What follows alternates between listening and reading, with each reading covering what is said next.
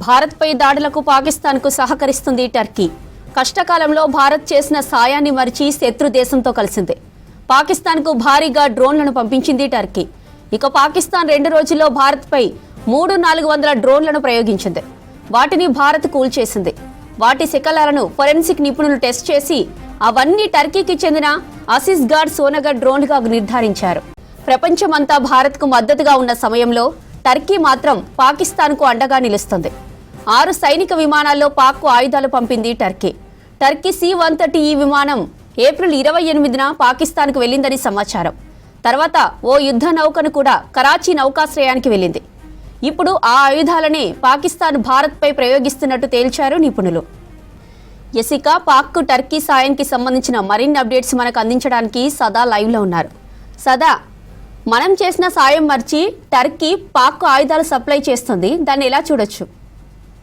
Yes జ్యోతి, పాకిస్తాన్కి Turkey ఈ India Pakistan మధ్య జరుగుతున్న ఈ కాన్ఫ్లిక్ట్స్ టైంలో పాకిస్తాన్కి టర్కీ పూర్తి స్థాయిలో సహాయం అందిస్తుంది.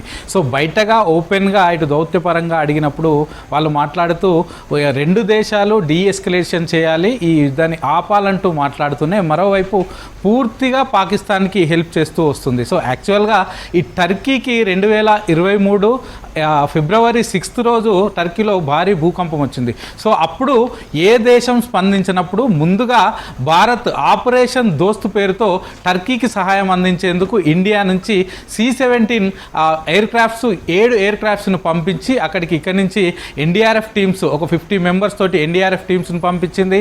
ఆ తర్వాత ఫిబ్రవరి 9న వాళ్ళకు అక్కడ మెడికల్ హెల్ప్ కావాలంటే కూడా ఇండియన్ ఆర్మీకి సంబంధించిన 89 మంది డాక్టర్స్ టీం, ఇండియన్ ఆర్మీకి సంబంధించిన 89 మంది డాక్టర్స్ టీమ్ని ఆ C-17 ఎయిర్ క్రాఫ్ట్లో ఇక్కడి నుంచి అక్కడికి పంపించింది. అక్కడ ఒక ఫీల్డ్ లెవెల్ హాస్పిటల్ కూడా పూర్తిగా ఏర్పాటు చేసి అక్కడ స్కానింగ్ మిషన్లు, అలాగే ఈసీజీ మిషన్లు అవన్నీ కూడా పూర్తిగా మెడికల్ ఎయిడ్ అంతా కూడా వాళ్ళకి పంపించి ఒక ఆల్మోస్ట్ 2 వీక్స్ పాటు అక్కడే టర్కీలో ఉండి అక్కడ వాళ్ళందరికీ హెల్ప్ చేసి అక్కడ రెస్క్యూ ఆపరేషన్స్ చేపట్టి తిరిగి 2 వీక్స్ తర్వాత ఇండియన్ ఆర్మీ కానీ ఇండియన్ ఆర్మీకి సంబంధించిన హాస్పిటల్ అలాగే డాక్టర్స్ టీం అంతా కూడా రిటర్న్ అయింది. ఆల్మోస్ట్ ఇటు 7 నుంచి 8 కోట్ల విలువైన ఫుడ్ కానీ మెడిసిన్ కానీ వాళ్ళకు అవసరమైన పరికరాలను కూడా వాళ్ళన్నిటినీ టర్కీకి అప్పుడు ఇండియా అందించింది. అప్పుడు ఈవెన్ టర్కీ అడగక ముందుకే మన దేశం ఒక స్టెప్ ముందేస్తూ ఆపరేషన్ దోస్త్ పేరుతో అప్పుడు టర్కీకి పూర్తి సహకారం అందించింది. ఇది ఆల్మోస్ట్ ఒక 2 వీక్స్ పాటు సాగింది. అప్పుడు వాళ్ళ దగ్గర ఈ ఎర్త్క్వేక్ వచ్చినప్పుడు పాకిస్తాన్ ముందుకు రాలే, అజర్బైజాన్ ముందుకు రాలే, ఆఫ్ఘనిస్తాన్ ముందుకు రాలే, ఎవరు ముందుకు రాలే. కానీ ఇండియా మాత్రం ఒక స్టెప్ ముందుకేసి ముందస్తుగానే C-17 ఎయిర్ క్రాఫ్ట్స్ని అక్కడ పంపించింది.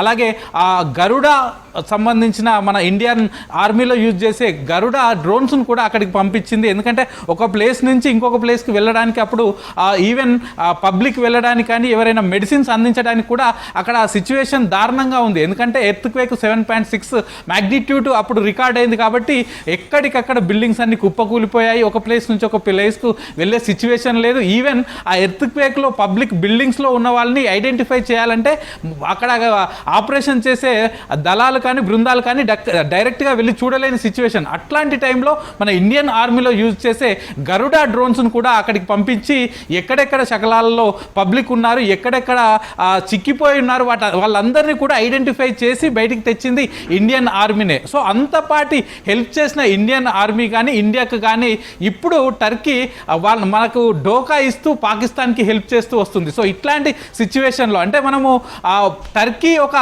టెరబుల్ సిచ్యువేషన్లో ఉన్నప్పుడు పూర్తిగా హెల్ప్ చేసాం. ఇండియన్ ఆర్మీ పరంగా కానీ, ఫినాన్షియల్ పరంగా కానీ, మెడిసిన్స్ పరంగా కానీ, ఫుడ్ పరంగా కానీ ఇక్కడి నుంచి ఆల్మోస్ట్ 7 A-17 ఎయిర్ క్రాఫ్ట్స్ పంపించామంటే దాన్ని బట్టి అర్థం చేసుకోవచ్చు ఎంతవరకు వాళ్ళకి హెల్ప్ చేశామని. కానీ ఇప్పుడు మాత్రం ఇటు టర్కీ మాత్రం పూర్తిగా పాకిస్తాన్కి సపోర్ట్ చేస్తూ వస్తుంది. సో మనం రీసెంట్గా చూసినటువంటి మొన్న నైట్ 8 o'clock నుంచి 11:30 వరకు జరిగిన దాడిలో పాకిస్తాన్ మొత్తం మిసైల్స్తో పాటు డ్రోన్స్ పంపించింది. అవి ఆల్మోస్ట్ 300 to 400 డ్రోన్స్ను ఇండియా పైకి పంపించింది. సో వాటి ద్వారా దాడులు చేయాలని ప్రయత్నించింది. సో ఆ దాడుల్లో మన వాళ్ళు ఇక్కడ ఆ డ్రోన్స్కు సంబంధించిన పూర్తిగా వాటన్నిటి కూడా న్యూట్రలైజ్ చేశారు. న్యూట్రలైజ్ చేసిన తర్వాత వాటిని రికవరీ చేసినప్పుడు ఆ శకలాలని ఆ డెబ్రిస్ని రికవరీ చేసినప్పుడు వాటన్నిటిని టెస్ట్ చేస్తే ఇవన్నీ టర్కీకి సంబంధించిన సోనగార్డ్ కంపెనీకి సంబంధించిన ఇవన్నీ కూడా టర్కీ ఆర్మీ యూజ్ చేసేవంటూ కూడా ఇండియన్స్ దీన్ని రెక్టిఫై చేశారు, వాటిని ఐడెంటిఫై చేశారు. సో ఇవంతా కూడా యాక్చువల్గా ఈ సోనాగాడ్కి సంబంధించిన డ్రోన్స్ 2020లో టర్కీ టర్కీకి సంబంధించిన ఆర్మీ వాటిని తయారు చేసింది. ఆ తర్వాత కేవలం 2 దేశాలకు మాత్రమే, అజర్బైజాన్తో పాటు ఆఫ్ఘనిస్తాన్కి మాత్రమే వాళ్ళు ఎక్స్పోర్ట్ చేశారు. ఏ కంట్రీకి కూడా ఎక్స్పోర్ట్ చేయలేదు. 2020లో వాళ్ళు తయారు చేస్తే 2021లో వాళ్ళు ఎక్స్పోర్ట్ చేశారు. అప్పటి నుంచి ఈ డ్రోన్స్ను వాళ్ళ దగ్గరనే ఉంచుకున్నారు. ఏ కంట్రీకి కూడా అఫీషియల్గా ఎక్స్పోర్ట్ చేసినట్టు ఎక్కడా కూడా ప్రకటించలేదు. కానీ ఇప్పుడు ఇండియా పైన పాక్ దాడులు చేస్తున్న టైంలో పాకిస్తాన్ యూజ్ చేసే డ్రోన్లు అన్నీ కూడా ఇవన్నీ టర్కీకి సంబంధించినవి అని ఐడెంటిఫై అయ్యాయి. ఇవి ఎట్లా వచ్చాయి? అసలు టర్కీకి పాకిస్తాన్ ఎక్కడా కూడా అఫీషియల్గా ఎక్స్పోర్ట్ చేసినట్లు ఎప్పుడూ ప్రకటించలేదు. సో ఇవి ఎట్లా వచ్చాయంటే ఈ నెల ఏప్రిల్ 22న పహల్గామ్ అటాక్ జరిగిన తర్వాత అటు పాకిస్తాన్ ఇండియా మధ్య టెన్షన్ సిచ్యువేషన్ వచ్చింది. పాకిస్తాన్ పైన ఎప్పుడైనా ఇండియా దాడులు చేయొచ్చనే ఒక ఇండికేషన్స్ చాలా వరకు కనబడ్డాయి. సో అప్పుడు పాకిస్తాన్ అలాగే టర్కీ ఈ 2 దేశాలకు సంబంధించిన ప్రతినిధులు మాట్లాడుకొని ఏప్రిల్ 28న పాకిస్తాన్లోని కరాచీకి అక్కడి నుంచి ఇస్తాంబుల్ నుంచి ఒక ఫ్లైట్ వచ్చింది. ఆ ఫ్లైట్లో పూర్తిగా ఈ డ్రోన్స్ అన్ని కూడా ఇంపోర్ట్ చేసుకున్నారు. ఆ తర్వాత నెక్స్ట్ రీసెంట్గా ఇండియా పైన వీళ్ళంతా కూడా అటాక్ చేశారు. ఏప్రిల్ 28న వీళ్ళకు డ్రోన్స్ ఇంపోర్ట్ అయితే ఏప్రిల్ 13కి ఇటు టర్కీకి సంబంధించిన ఒక ఆర్మీ వాళ్ళ చీఫ్ నెక్స్ట్ ఇక్కడికి వచ్చేసి పాకిస్తాన్కి సంబంధించిన ఎయిర్ ఫోర్స్ చీఫ్ తోటి కూడా మాట్లాడాడు. అంటే ఈ డ్రోన్స్ని ఎట్లా యూజ్ చేయాలి, వీటి టెక్నాలజీ ఏంటి అనేది పూర్తిగా కూడా ఎక్స్ప్లెయిన్ చేశారు. సో ఇక్కడే ఉండి వెళ్ళిపోయాడు. సో దీన్ని బట్టి మనం క్లియర్గా అర్థం చేసుకోవచ్చు పాకిస్తాన్కి టర్కీ ఎట్లా హెల్ప్ చేస్తుందని. సో సరే, పాకిస్తాన్కి మొదటి నుంచి టర్కీ హెల్ప్ చేస్తుందంటే ఓకే, కానీ మధ్యలో మన సాయం పొందింది. సో వాళ్ళకు ఎవరు హెల్ప్ చేయలేని సిచ్యువేషన్లో ఇండియా ఒక అడుగు ముందుకేసి వాళ్ళకు పూర్తి సాయం చేసింది.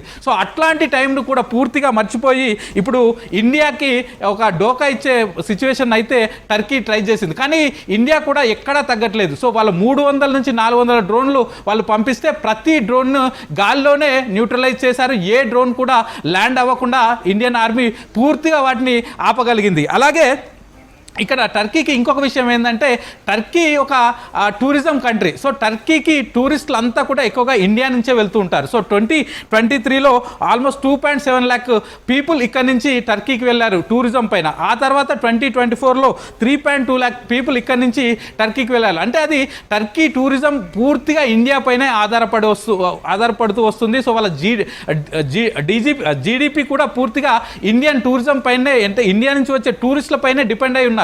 సో అట్లాంటి టైంలో సో దీన్ని కూడా లెక్క చేయకుండా పాక్కి వాళ్ళు హెల్ప్ చేస్తున్నారంటే టర్కీ ఎంత స్ట్రాంగ్గా పాక్ని బిలీవ్ చేస్తుందని దీన్ని బట్టి అర్థం చేసుకోవచ్చు. సో ఇప్పుడు ఈ కండిషన్స్, ఈ సిచ్యువేషన్స్ అన్ని చూసిన తర్వాత ఇండియా గ్లోబల్గా అలాగే టెక్నికల్గా టర్కీ పైన కార్నర్ చేయాల్సిన అవసరం కూడా ఉందంటూ కూడా ఇటు మాజీ సైనికులు కానీ మాజీ ఆర్మీ సైనికులు కానీ వీళ్ళంతా కూడా చెప్తున్నారు. ఎందుకంటే మనం టర్కీకి హెల్ప్ చేసినప్పుడు వాళ్ళు న్యూట్రల్గా ఉండాలి, ఎవరికి హెల్ప్ చేయకుండా అయినా ఉండాలి, లేకపోతే ఇండియాకి సపోర్ట్ చేయాలి. కానీ వాళ్ళు ఇండియా శత్రువైన పాకిస్తాన్కి సపోర్ట్ చేసుకుంటూ వస్తున్నారు. కాబట్టి సో గ్లోబల్ పరంగా ఇటు దౌత్య పరంగా పక్కాగా టర్కీ పైన మనం కార్నర్ చేయాల్సిన అవసరం ఎంతైనా ఉందని నిపుణులు చెప్తున్నారు. జ్యోతి.